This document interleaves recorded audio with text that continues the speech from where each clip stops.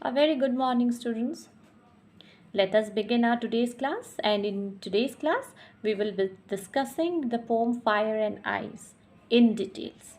So, let's start. And before we start our class, let me remind you, do not forget to go to the comment box and give your attendance. So, let's move on. Fire and Ice. Some say the world will end in fire, some say in ice. From what I have tasted of desire, I hold with those who favor fire. So, in this first stanza, the poet wonders whether the world will end in fire or in ice. Both the things stand in contrast and are opposite to each other. And he says that there are two sections of people. One section of people are of the belief that one day the earth will end in fire, and the other section believes that no, one day the earth will end in ice. And fire and ice, these are symbols of passion and desires and coldness, hate and indifference in human relationships. There are people who say that fire, heat and passion will end the world one day, and there are also people who say and who believe that ice will end the world. Here, however, in the first three lines, after the first two lines, after giving after citing the opinions of the others, what others things, what other people of the world, human beings, they believe, the poet here gives his personal view. He wants he because even an individual opinion and view matters, right? So he here stands and he gives his own opinion, and he says, from what I have tasted of desire, I hold with those who favor fire. So he is saying, he is giving his own personal opinion, and he is saying that personally he is of the opinion, that other things that like greed, jealousy and hatred, indifference will also consume the world. It is not that desire can also, because people have so much of desires, is not it, we have so much of desires, we so in a way, even this desires, too much of desires can also desires can also be a cause of the destruction. And these desires are what these desires can also one day it can finish up the world. And then he moves on and says, but if it had to perish twice, I think I know enough of hate to say that for destruction, ice is also great and would suffice. So he says that however, in the second stanza, the poet admits that fire and ice shall bring an end to the world. But hatred is not less an evil that will bring an end to the world. Here, the power of hatred is symbolized by ice, symbolized in ice, and it is as powerful as desire, that is fire. Desire consumes quickly, so the hatred is long lasting and gets entrenched into the people's heart. It is unlike the fire that comes to an end, physically speaking. It lasts through the life. It can be one of the potent weapon to end the world. Thus, according to the poet, fire, ice, hatred, etc. are symbolically more powerful weapons than the nuclear weapons, atom bombs, whatever it is. This message is the basic essence of the poem. see, look, see, children. No, what the poem actually wants to tell you, it is certain that this world will come to an end. The poet shares the belief of people that everything that exists now will end. I mean, now in the sense it will end. It may be sooner or it may be later. The time period has not been mentioned. The poet deals with a, with a with a very sensitive subject, that is, the end of the earth.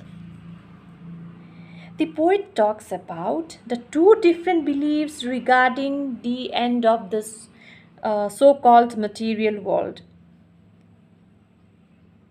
He cites the examples, he cites the opinions of the people, and he says that some say that this world will end in fire. The world will be reduced, to a fireball, and it will blast. While there are few others who will think that this world will end in ice, that is freezing everything, freezing to a freezing, and then life will turn into death, and then ultimately it will be destruction everywhere. In this poem, the poet sides with those who believe that this world will end in fire. The poet links these two very powerful elements of human life, that is human life in the sense human emotions and behavior, their thought process. And he says that fire is a symbol of passion.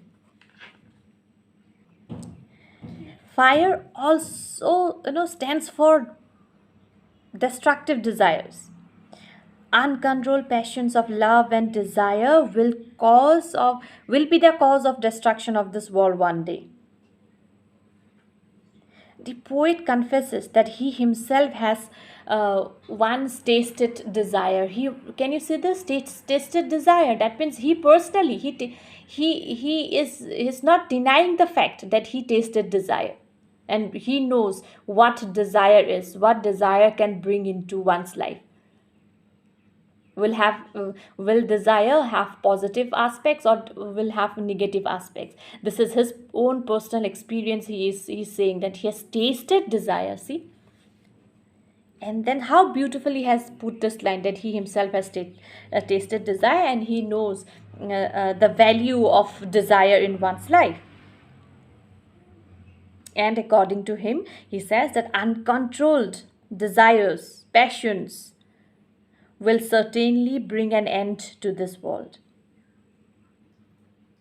And that is why he confesses that he has tasted desire once.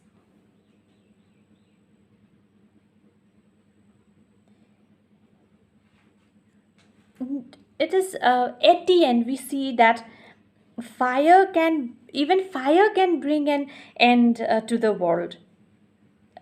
Fire, yes, fire can, obviously it can turn the world into a big fireball, and it can end the world within minutes or within fraction of seconds also.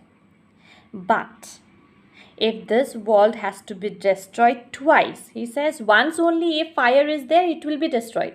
The world, there's no question about it, that the earth will survive. First time, if it is desired by fire, there'll be next to no chances. However, in the least of the chances, if the earth has one more chance, then definitely, ice can also do the very part, can play a very active part in the destruction of the earth.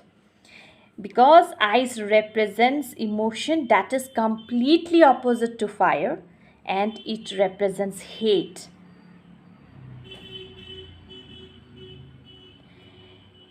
It stands for, cold and ice reasoning, something very insensitivity, intolerance. The poet compares the nature of eyes with hatred.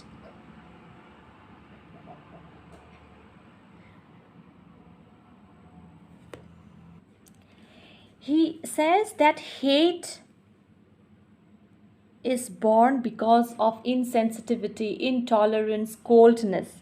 When our brain goes numb, we do not have any such feelings left, then hatred can make our own minds numb. Cold thoughts and reasoning make us insensitive. We turn cruel at moments. So the poet thinks that eyes or hate, whatever it is, can be also a strong, foundation for the destruction of this world. And eyes can also be a very strong reason to suffice this world, to bring, and will be sufficient to bring the world to the end. So students, I hope I could explain the poem, you understood the poem. We will be discussing now the poetic devices. The poetic devices now. What is the rhyme scheme? First comes the rhyme scheme. So what is the rhyme scheme? Rhyme scheme is A, B, A, A, B, C and B, C, B. A, B, A, B, C and B, C, B. Let's look at how. Let us take fire as A, and then desire as A, then again fire as A, and it will continue. I want you to find it out. Alright, and then for example, B would be ice. Okay, and then next what would be? Yes, twice would be B. All right, and then now what would be next? Look at the word, that is again fire. That is A is fire is, let me show you with example. Let me write it out here so it becomes easy for you. Here fire is A, ice is B, then again what we have, fire and desire rhymes, right? So it would be A, and again fire. Let us take fire as A. This is ice, twice rhymes, ice was B, so here it would be B. And again hate, does hate rhyme with any of these? No, so we will take it as C. Again eyes is here, eyes is B here. Okay, it's B. And then again we have great, hate and great rhymes, hate was C, so great would be C, and suffice would be what? Suffice would be B. So here we have the rhyme scheme A, B, A, B, C, B, C, B. Is that clear? All right. Next we have the device of alliteration. Alliteration we have already done in the first poem. What is alliteration? Alliteration is the occurrence of the same letter or sound at the beginning or adjacent or closely connected words. Here some say as an example of alliteration, and again one more was the favor fire as an example of alliteration. Then we have enjambment. What was enjambment? Enjambment is the continuation of a sentence where there is no punctuation marks. So here can you see this line? I think I know enough of hate to say that for destruction, ice is also great and would suffice. So here the line begins here, the second stanza, the second line begins, but there's at the end of the line there's no punctuation marks as such, and it ends in the last stanza. So this is an example of enjambment.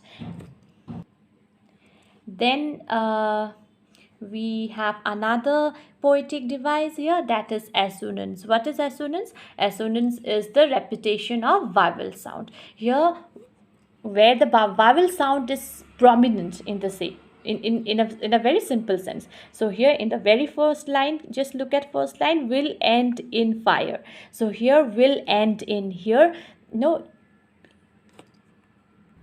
I sound is very prominent. All right, and then again there's another example. Look at line number 4. I hold with those who favor fire. Again here I sound is very prominent. Not only I, O sound is also prominent. Can you see the whole sentence? If you read the whole sentence, you'll find two sounds are very prominent. One is I and the other is O. And again, when you move to the second stanza, you'll find another sentence out here, another line out here. I think I know enough of fire. When you pronounce this line, when you say this line, you'll find the very prominence of again two sounds, that is I and O. So these are the examples of what? These are the examples of assonance. And again we have consonance. The other poetic device is again consonance. What is consonance? The consonance is the repetition of consonant sounds. In the word I hold with those who favor fire, with those here, these in these words the sound is repeated. So this is an example of consonance. Another new poetic device that you would come up is with is anaphora. Now what is anaphora? The repetition of a word or phrase at the beginning of a successive clause. So here, can you see this? Some say in the first line, and again it has been repeated in the second, that is some say. So this is an example of anaphora. Another poetic device is personification. What is personification? Personification is to give human qualities to inanimate objects. And here in the poem Fire and Ice, both this word fire and ice, are the poet personifies this two words, fire and ice. How? Because by giving them a power to do what? A sole power to destruct the earth. So this is an example. Both these two words, fire and ice, is an example of personification. And again, can you see that third line? I have tasted of desire. Here another poetic device has been used, that is imagery. How? Because imagery is a poetic device used to make the readers perceive the elements that involve their five senses. Now here when he has used the word tasted, that is itself an imagery, because we as if we have tasted through our tongue, we can say what kind of a taste it is. So this is another example of a poetic device, that is imagery. So students, I think we are pretty clear with the poem. In the next class we will be discussing the questions and answers.